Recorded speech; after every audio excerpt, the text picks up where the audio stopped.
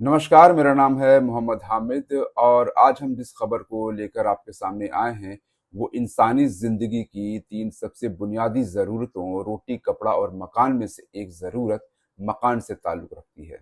एक आम इंसान के लिए जो नौकरी पेशा है या छोटा मोटा बिजनेस करता है उसके लिए एक घर बनाना आसान काम नहीं होता है। जिंदगी की पूरी कमाई लग जाती है लेकिन एक उम्मीद लोन रहती है, होम लोन, कि चलो जैसे तैसे करके ईएमआई भर दी जाएगी। लेकिन यहाँ भी आपकी उम्मीदों को झटका लगने वाला है क्योंकि बैंकों को अपने मार्जिन यानी मुनाफे की चिंता सता रही है। सरकारी बैंक अब होम लोन की दरें बढ़ा रहे हैं। ये बात थोड़ी परेशान करने वाली इसलिए भी है क्योंकि देश के सेंट्रल बैंक यानी रिजर्व बैंक ऑफ इंडिया ने इस साल अब तक 100 बेसिस पॉइंट की कटौती रेपो रेट में की है, लेकिन बैंक्स लोन की दरें बढ़ा रहे हैं।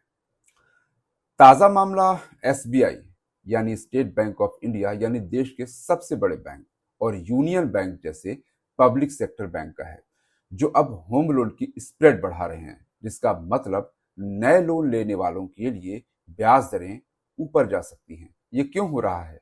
बैंकों के सामने ऐसी क्या मजबूरी आन पड़ी? इससे आपके ऊपर क्या असर पड़ेगा और आपके पास क्या ऑप्शन है?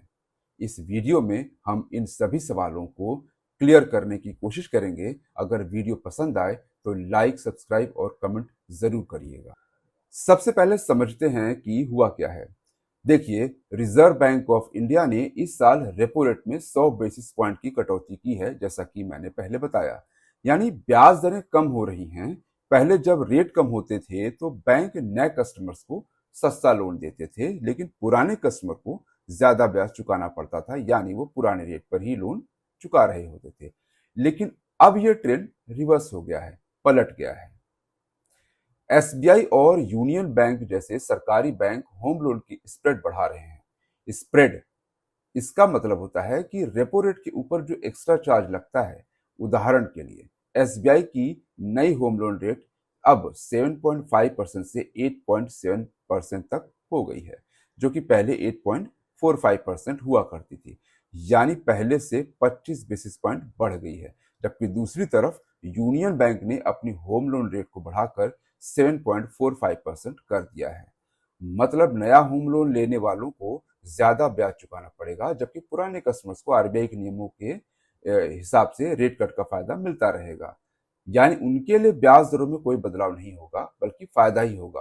तो उन्हें फिक्र करने की जरूरत नहीं है। परेशानी यह है कि एसबीआई और यूनियन बैंक ऑफ इंडिया ने जो शुरुआत की है, बाकी बैंक्स के लिए नजीर बन जाएगी और वो भी उनके नक्शे कदम पर चलते हुए ब्याज दरों को बढ़ा सकते हैं। लेकिन बैंक्स ऐसा कर क्यों रहे हैं? अचानक से ऐसा क्या हो गया कि बैंक ये करने पर मजबूर हो रहे हैं?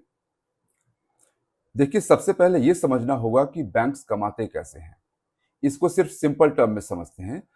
देखिए, बैंकों की कमाई का तरीका यह है कि वो लोगों यानी हमारे और आप जैसे लोगों से, कंपनियों से, सरकार से पैसे जमा करते हैं यानी डिपॉजिट करते हैं। जैसे कि आपका सेविंग अकाउंट हो गया या एफडी यानी फिक्स डिपॉजिट हो गया। इस पर वो आपको एक छोटा मोटा ब्याज देते हैं, 3.5 से 4% का, या मान लीजिए 4% का। फिर इसी पैसे को, ये जो आपने डिपॉजिट किया है, ये जमा हुए जो पैसे हुए हैं, पैसे किए हैं, उन पैसों को लोन के रूप में बैंक्स बांटते हैं और उस पर ज्यादा ब्याज वसूलते हैं। मतलब 4% वो डिपॉजिट पर देते हैं और उसके ऊपर जब वो लोन बांटते हैं तो ज्यादा ब्याज देते हैं। ये 7 से 8% या 9% तक होता है। यानी ये जो बीच का जो 3 से 4% का जो मार्जिन है ना, यही बैंकों की असल कमाई होती है। इसी को बैंकों की भाषा में स्प्रेड कहते हैं। हालांकि बैंकों की कमाई के जरिए और भी होते हैं, जैसे कि वो पेनल्टी लगाते हैं, ट्रांजेक्शन चार्जेस लेते हैं, प्रोसेसिंग फीस लेते हैं और भी तमाम तरीके होते हैं। खैर, मुद्दे पर लौटते हैं। अब हो ये रहा है कि रिजर्व बैंकों ने लगातार रेपो रेट को कम किया है, जिसकी वजह से बैंक लोगों को सस्ता लोन दे रहे हैं। यानी उनका लेंडिंग रेट कम हो गया है, मगर डिपॉजिट रेट वो तो वहीं का वहीं है, वो तो कम नहीं हुआ। यानी वो दे ज्यादा रहे हैं, उसके मुकाबले जो उनके बीच का स्प्रेड है वो कम हो गया है। यानी उनके बीच का जो स्प्रेड कम हुआ उसकी वजह से उनका नेट इंटरेस्ट मार्जिन सिकुड़ता चला गया। यानी मार्जिन से जो कमाई हो रही थी वो कम हो गई। ये तो किसी भी बिजनेस के लिए अच्छा नहीं है, क्योंकि बैंक कोई एनजीओ तो नहीं चला रहे हैं। हुआ कुछ यूं है कि पिछले कुछ सालों में सरकारी बैंक जैसे कि एसबीआई, बैंक ऑफ बड़ौदा और पंजाब नेशनल बैंक ने प्राइवेट बैंकों को जबरदस्त टक्कर दी है। उनसे एक बड़ा मार्केट शेयर छीन लिया। ठीक, उन्होंने ऐसा कैसे किया? उन्होंने बहुत कम स्प्रेड पर लोन दिया। मतलब कम, उन्होंने अपना मार्जिन काफी कम रखा, 7.3% पर लोन दिया।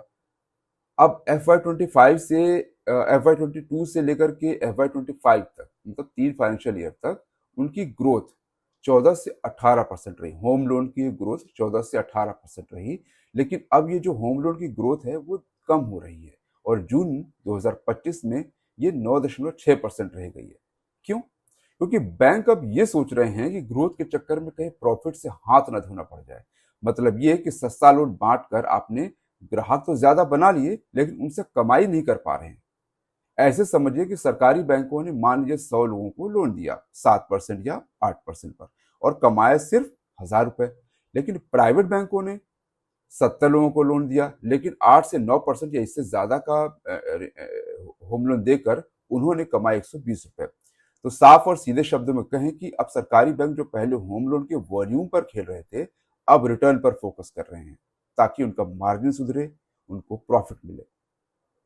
उम्मीद करता हूं कि आपको वजह समझ आ गई होगी, पूरा मामला समझ आ गया होगा। अब सबसे जरूरी बात कि ये होम लोन लेने वालों पर असर कैसे डालेगा। मान लीजिए आपने 50 लाख रुपए का होम लोन लेने का प्लान बनाया है 20 साल की अवधि के लिए। आप एसबीआई के पास जाते हैं जिसने अभी 25 बेसिस पॉइंट की बढ़ोतरी की है और 7.5% से 8.7% की रेंज में लोन दे रहा है। डिपेंडिंग कि आपका सिबिल स्कोर क्या है, मान लेते हैं कि आपको अपर लिमिट 8.7% पर वो लोन मिलता है। तो जरा इस कैलकुलेशन को देखिए। आपकी मंथली ईएमआई बनेगी 44,026 रुपए। आप इस 20 साल की अवधि में जो ब्याज देंगे वो होगा 55,66,275 रुपए। लोन टर्म में कुल पेमेंट जो आप करेंगे वो होगा 1,05,66,275 रुपए, मतलब दोगुने से भी ज्यादा। यहां तक ठीक है। अब देखिए कि अगर आपने पुरानी ब्याज दर पर लोन लिया होता जो कि था 7.5% से 8.45%, तो हम ये मान के चलते हैं कि 8.45% जो कि अपर लिमिट है उस पर आपने लोन लिया है। तो कैलकुलेशन को अब देखिए, आपकी मंथली ईएमआई बनेगी 42,603 रुपए। आप इस 20 साल की अवधि में जो ब्याज देंगे वो है 52,24,788 रुपए और लोन टर्म में कुल पेमेंट जो आप करेंगे वो होगा 1,02,24,788 रुपए। आइए अब अंतर को देखते हैं। 8.7% पर कुल ब्याज दिया 55,66,275 और 8.4% पर कुल ब्याज दिया 52,24,788 रुपए।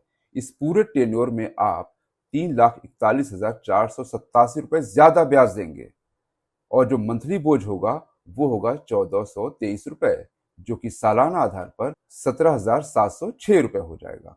तो अब ऐसे में आपके पास ऑप्शंस क्या है, आप क्या कर सकते हैं। आप लोन लेने जा रहे हैं तो आप कैसे उसको प्रोसेस करें, क्या सोचें पहले, ताकि आप महंगा लोन लेने से बच सकें या थोड़ा अफोर्डेबल लोन आपको मिल सके। पहले तो ये कि आप देखें कि कौन से ऐसे बैंक हैं जो इससे कम रेट पर होम लोन दे रहे हैं। आप प्राइवेट बैंक्स के पास भी जा सकते हैं। आप आईसीआईसीआई बैंक, एचडीएफसी बैंक या एक्सिस बैंक से संपर्क कर सकते हैं। उनसे रेट लेकर कंपैरिजन करें, जो आपको सस्ता लोन दे, बात आगे बढ़ाएं। दूसरा ये कि अगर आपका क्रेडिट स्कोर खराब है तो सस्ता लोन मिलना आपके लिए थोड़ा मुश्किल है। इसलिए आप अपना सिबिल स्कोर चेक करें, खराब है तो उसको सुधारने की कोशिश करें ताकि कम रेट पर आपको लोन मिल सके। अगर थोड़ा रुक सकते हैं तो रुक जाएं। आगे जाकर अगर बैंकों की मार्जिन में सुधार हुआ तो वो ब्याज दरें कम भी कर सकते हैं, तब आप लोन लेने की सोच सकते हैं। सबसे अच्छा तो ये होगा कि आप अपने किसी फाइनेंशियल एडवाइजर से बात करें। वो आपकी फाइनेंशियल सिचुएशन को समझते हुए ज्यादा बेहतर सलाह दे पाएंगे कि आपको कितना लोन लेना चाहिए, क्या डाउन पेमेंट बढ़ाकर फिर लोन लिया जाए ताकि जो लोन लेने का अमाउंट है वो कम हो पाए, जिससे आपकी ईएमआई का बोझ भी कम हो पाएगा। ये वीडियो आपको कैसा लगा ज़रूर बताइएगा। चैनल को सब्सक्राइब कीजिएगा, हमारे वीडियोस को शेयर कीजिए और लाइक कीजिए। मिलते हैं आपके मतलब की किसी नई खबर के साथ। तब तक के लिए जय हिंद।